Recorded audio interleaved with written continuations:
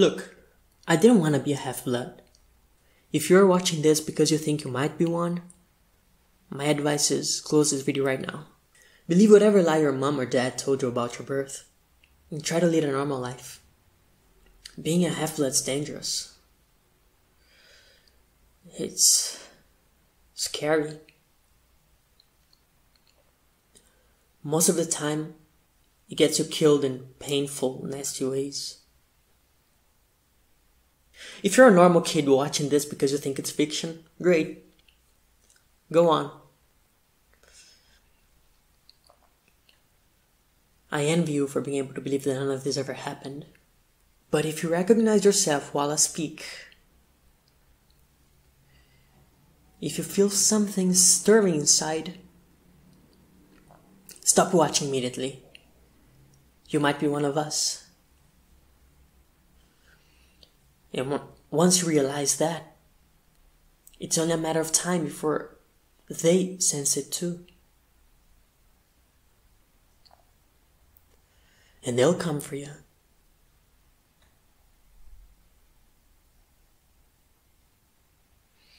They'll say I didn't warn you. My name is Percy Jackson. I was a boarding student at the ENC Academy. It's a private school for troubled kids in upstate New York. Am I a troubled kid?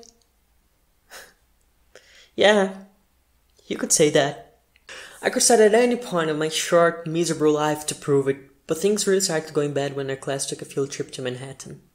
28 Manocades kids and 2 teachers on a yellow bus going all the way to the Metropolitan Museum of Art to look at ancient Greek and Roman stuff. I know, it sounds like torture. Most fancy field trips were, but our Latin teacher, Mr. Brunner, was leading this one, so I had hopes. He was this middle-aged guy in a motorized wheelchair. You wouldn't think he'd be cool, but he told stories and jokes and let us play games in class.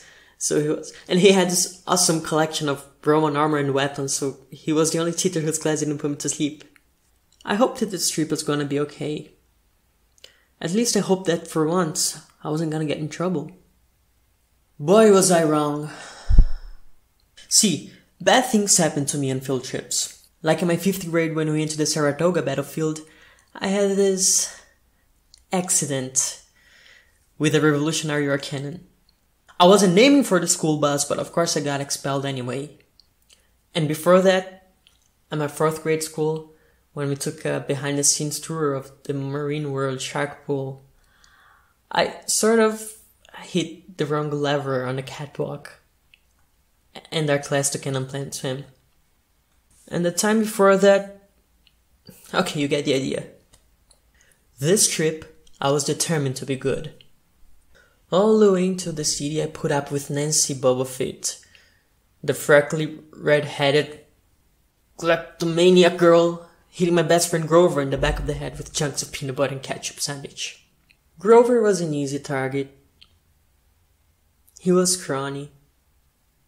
He cried and he got frustrated.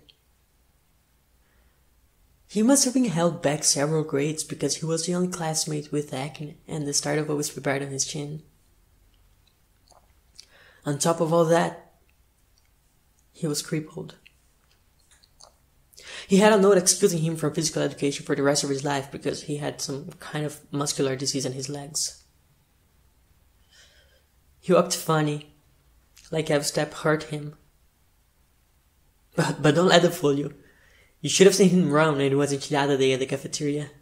Anyway, Nancy Bubblefoot was throwing wads of sandwich that stuck in his hair, and she knew I couldn't do anything back to her because I was already on probation. The headmaster had threatened me with death by in-school suspension if anything bad, embarrassing, or mildly entertaining happened on this trip. So I just looked at her and mumbled, "I'm gonna kill her." Grover tried to calm me down. He looked at me and went like, "It's okay, I like peanut butter." He dodged another piece of Nancy's lunch. That was it.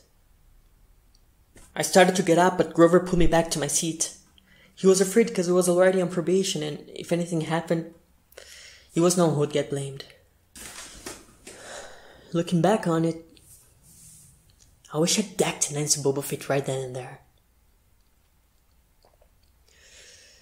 In-school suspension would have been nothing compared to the mess I was about to get myself into.